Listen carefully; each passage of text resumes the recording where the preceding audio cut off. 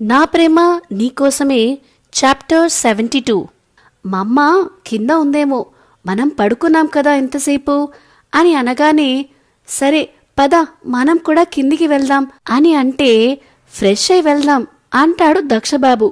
అప్పటికే ఇష్యూ కోసం అప్పుడు ఇష్యూ సెలెక్ట్ చేసుకున్న డ్రెస్సులన్నీ తెప్పిస్తాడు. అదే రోజు పాపకి బాత్ చేపించి తను బాత్ చేసి రెడీ అయ్యి పాపని ఎత్తుకుని కిందికి వస్తాడు. అప్పటికే బయటికి వచ్చిన ఇందు అక్కడున్న ఆడవాళ్ల మధ్యన తాన్వితో కలిసి కూర్చుంటుంది. మగవాళ్ళందరూ గార్డెన్లో ఉంటారు. ఇషు బేబీ ఇందుని చూడగానే మమ్మా అనుకుంటూ ఇందు ఒడిలో చేరిపోతుంది. మమ్మ ఇప్పుడు గుర్తొచ్చిందా నీకు అని ఇషు ముక్కు లాగుతూ అంటుంది ఇందు. ఒక క్షణం వాళ్ళిద్దరిని చూసి దక్ష గార్డెన్ వైపు వెళ్తుంటే, నాన్నా మీరు మార్నింగ్ నుంచి తినలేదు, ముందు తినండి అని అంటారు పుష్పగారు. ముందు ఇష్యుకి పెట్టండమ్మా, నేను తర్వాత తింటాను అంటాడు దక్ష. ఇష్యు మాత్రమే కాదు, ఇందు కూడా తినలేదు అని అంటారు పుష్పగారు. ఆ మాటకి ఇందు వైపు చూస్తాడు. మీరు ముగ్గురు కలిసి తినండి అని చెప్పగానే దక్ష డైనింగ్ టేబుల్ వైపు కదులుతాడు. ఇందు నువ్వు కూడా పాపని తీసుకునిరా, మీకు వడ్డిస్తాను అని పుష్పగారు కూడా లేచి డైనింగ్ టేబుల్ దగ్గరకు వెళ్తే, వెనకాలే ఇష్యుని ఎత్తుకుని ఇందు కూడా వెళ్తుంది. ఇష్యుని డైనింగ్ టేబుల్ మీద కూర్చోబెట్టి, నువ్వు దక్ష పక్కన కూర్చో అనగానే ఇందు అలాగే అని కూర్చొని పాపని డైనింగ్ టేబుల్ మీద కూర్చోబెడుతుంటే, మమ్మా నేను నీ దగ్గరే కూర్చుంటాను అంటుంది ఇష్యు బేబీ. నువ్వు అమ్మ మీద కూర్చుంటే తను ఎలా తింటుందే అని పుష్పగారంటే, బుగ్గకి ఒక వేలు పెట్టుకుని ఆలోచించినట్టు చేసి, హా డాడీనే నాకు మమ్మకి తినిపిస్తాడు అని చెప్తుంది. ఆ మాటకి దక్ష ఇందు ఒకరినొకరు చూసుకుంటే, పుష్పగారు మాత్రం నువ్వు సూపరే, ఎంతైనా నా మనవరాలివి కదా అని గర్వంగా చెప్పుకుంటారు పుష్పగారు. ఇష్యుని తన సొంత మనవరాలులా ఫీల్ అవుతున్న ఆవిడని చూసి సంతోషంగా అనిపిస్తున్నా, ఇప్పుడు ఇష్యూ పెట్టిన టాస్క్కి మాత్రం ఏడుపు మొహం వేస్తుంది. అమ్మా అని దక్ష దీర్ఘం తీస్తూ ఉంటే, హా ఏంటి అమ్మా, పెళ్ళి నీకు నచ్చిన అమ్మాయినే చేశాం, పెళ్ళి నీకు నచ్చినట్టుగానే చేశాం, మరిప్పుడు కూడా నువ్వు చెప్పినట్టే వినాలా? కుదరదు, నువ్వు నీ పెళ్ళానికి తినిపించకపోతే నీ కూతురు కూడా తినదు కదా బంగారం అని కన్ను కొట్టి ఇష్యూకి ఐస్ పూస్తారు పుష్పగారు. హా డాడీ, నాని చెప్పింది నిజమే, నువ్వే మమ్మకి నాకు తినిపించాలి అంటుంది బుడ్డది. పుష్పగారు ఒక ప్లేట్లోనే వడ్డించి అక్కడి నుంచి పక్కకి వచ్చి హాల్లో కూర్చుంటారు. కానీ అక్కడున్న వాళ్ళు అందరూ కూడా వాళ్ళనే గమనిస్తూ ఉంటారు.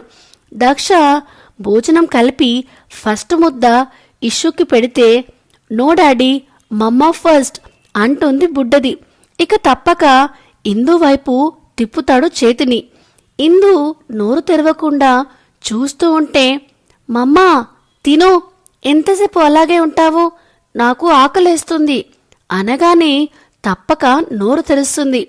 దక్షవేళ్ళు ఇందు పెదవులు ఒకటికి ఒకటి తాకడం వల్ల ఇద్దరి గుండె హై స్పీడ్లో కొట్టుకుంటుంది. ఇందుకు పెట్టగానే ఇప్పుడు నాకు అని ఇష్యూ నోరు తెరవగానే నవ్వుతూ ఇష్యూకి పెడతాడు. తర్వాత మళ్ళీ ఇందుకు పెడుతుంటే, ఇప్పుడు నువ్వు తినాలి డాడీ అంటూ ఇంకో మెలక పెడుతుంది ఇష్యూ బేబీ. ఇక్కడ మనవరాలి తెలివికి మురిసిపోతారు ముగ్గురు ముసలాళ్ళు. అలా అనగానే ఇందు వైపు చూస్తాడు దక్ష. అతను చూడగానే ఎటో చూస్తుంది ఇందు. మళ్ళీ ఇష్యూ వైపు తిరిగి, ఫస్ట్ మీరు తినండి బేబీ, తర్వాత నేను తింటాను అని మళ్ళీ ఇష్యూకి పెట్టబోతుంటే, నో డాడీ, ఇప్పుడు నువ్వు తింటేనే మేము తింటాము కదమమ్మా అని ఇందుతో అంటే, ఇందుకి ఏం చెప్పాలో అర్థం కాక అడ్డం తిడ్డంగా తల ఊపుతుంది. దాన్నే మన ఇష్యూ పాప ఎస్ అని ఫిక్స్ అయ్యి, చూడు మమ్మ కూడా నువ్వు తింటేనే తింటుంది అని చెప్తుంది అని అంటుంది. ఇక తప్పక దక్ష కూడా తిని మళ్ళీ ఇందుకు పెడతాడు. మనసులో మాత్రం నేను తిన్నది ఇది తింటుందా అని అనుకుంటాడు. ఇందు మాత్రం అక్కడ సీన్ చేయడం ఇష్టం లేక కామ్గా తింటుంది. ఇందు తినేసరికి కాస్త రిలాక్స్ అయ్యి వాళ్ళకి పెడుతూ తను తింటూ పెళ్ళయ్యాక మొదటి భోజనం కలిసికట్టుగా కంప్లీట్ చేస్తారు ముగ్గురు. తిన్నాక ఇష్యుని తీసుకుని దక్ష గార్డెన్లోకి వెళ్ళిపోతే ఇందు ఆడవాళ్లతో కూర్చుంటుంది తాన్వి పక్కన. పెద్దవాళ్ళు మాట్లాడుకుంటూ ఉంటే ఇక్కడ తాన్వి, ఇందు మా బ్రో మీద కుచ్ కుచ్ హోతా హే స్టార్ట్ అయిందా అని మెల్లిగా అడుగుతుంది. హా అని వెర్రిమొహం వేసుకొని చూస్తుంది తాన్విని. అదే తల్లి, బ్రో నీకు తినిపించాడు కదా, తన వేళ్ళు నీ లిప్స్ కలిసి మీ మధ్య కెమిస్ట్రీ స్టార్ట్ చేశాయా అని అడుగుతున్నా అంటుంది. నువ్వు నీ పిచ్చి స్టోరీలు అని కసిరి, ఏంటి కొత్తగా తనని బ్రో అంటున్నావు అని అడుగుతుంది ఇందు. అంటే ఆడపడుచుగా మారి హారతి ఇచ్చాను కదా, అందుకే అన్నయ్యగా ఫిక్స్ అయ్యాను అంటుంది తాన్వి బేబీ. మంచిది అని పెద్దవాళ్ల మాటలు వింటూ ఉంటుంది. వాళ్ళ మాటలని బట్టి అర్థమైందేంటంటే రేపు వాళ్ళకి ఫస్ట్ నైట్ అని. ఆ మాటకి తాన్వి ఎగ్జైట్ అయితే ఇందుకి గుండెల్లో గుబులు స్టార్ట్ అవుతుంది. అప్పుడే లోపలికి మగవాళ్ళందరూ వస్తారు. విష్ణుగారు రాధిక గారిని చూసి ఇక వెళ్దామా అంటే హా అని లేస్తారు రాధిక గారు. అప్పుడేనా డిన్నర్ చేశాక వెళ్ళొచ్చు అని అంటే, ఇంతకు ముందే తిన్నాం కదా, ఇప్పుడు ఇంకా తినలేము అని ఇందు దగ్గరికి వచ్చి, జాగ్రత్త ఇందు, ఏదేదో ఆలోచించి నీ మనసు పాడు చేసుకోకు అని విష్ణుగారు చెప్తే రాధిక గారు ఏడుపు స్టార్ట్ చేస్తారు. కూతురు జీవితం గాడిలో పడిందన్న సంతోషం ఒకవైపు ఉన్నా, నిన్న మొన్నటి వరకు తమతోనే ఉన్న కూతురు మనవరాలు సడన్ గా దూరమయ్యేసరికి వాళ్ళకి చాలా బాధగా ఉంటుంది. రాధిక గారు ఏడ్చేసరికి ఇందు కూడా ఏడుపు ఆపుకోలేక తల్లిని పట్టుకుని ఏడుస్తుంది. విష్ణుగారికి కూడా కన్నీళ్లు వస్తాయి. దక్ష చేతిలో ఉన్న ఇష్యు బేబీ కూడా ఏడుస్తూ, డాడీ, మమ్మ, అమ్మమ్మ ఎందుకు ఏడుస్తున్నారు అని ఏడుస్తూనే అడుగుతుంది.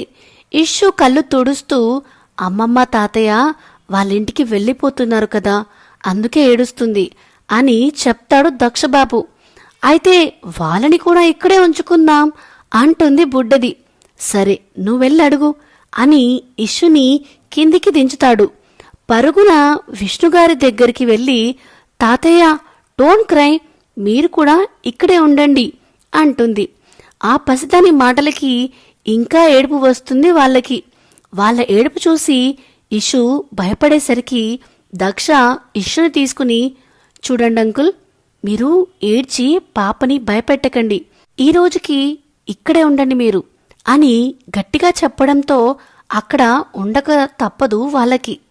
అవును వదినా, రేపు ఎలాగూ రావాల్సిందే కదా, రేపు వీళ్ళ శాంతి ముహూర్తం కార్యక్రమం వరకు ఉండి వెల్దురుగాని అని పుష్పగారు కూడా అనేసరికి సరే అంటారు. దక్షకి శాంతి ముహూర్తం అనగానే ఇప్పుడు అవన్నెందుకు అందామని ఉన్నా, ఇప్పుడు నోరు తెరిస్తే వాళ్ళ అమ్మే తన పరువు తీస్తుంది అని కామ్గా ఇష్యుని వాళ్ళ దగ్గరే వదిలేసి లోపలికి వెళ్తాడు. తాన్వి కూడా ఇక నేను వెళ్తాను అని అంటే, ఈ రోజుకి ఉండు అని ఇందు ప్రతిమాలడంతో అక్కడే ఉండిపోతుంది. ఆ రోజు నైటు ఇషు దక్ష దగ్గర పడుకుంటే ఇందు తాన్వి ఇంకో రూంలో పడుకుంటారు. ఇందుని అద్దం ముందు కూర్చోబెట్టి తాన్వి రెడీ చేస్తూ ఉంటుంది. అంతా రెడీ చేశాక, సూపర్గా ఉన్నావే, కానీ నీ మొహంలో మాత్రమే నవ్వులేదు అంటుంది తాన్వి. ఆ మాటకి మంటెత్తి, ఎలా నవ్వు వస్తుందే నాకు, ఇప్పుడు ఆ రూంలో ఏదో జరుగుతుంది అని టెన్షన్ కాదే, అతనితో ఒక రూంలో ఉండాలి అంటే ఎలాగో ఉంది అంటుంది ఇందు. ఇందు బాధ అర్థమవుతున్నా, ఇలాగే ఉంటే ఎన్ని రోజులైనా వీళ్ళ లైఫ్ ఇలాగే ఉంటుంది అనుకుని, ఎలాగో ఉండటమేంటే, ఇప్పుడు నువ్వు అవునన్నా కాదన్నా అతను నీ భర్త, నీ భర్తతో కలిసి నువ్వు ఒకే రూంలో ఉండటానికి ఎందుకు ఇబ్బంది అని అడుగుతుంది తాన్వి. ఎందుకో నీకు తెలియదా అంటుంది. చూడిందు, శివ అయిపోయిన నీ గతం, దక్ష రాబోయే నీ భవిష్యత్తు.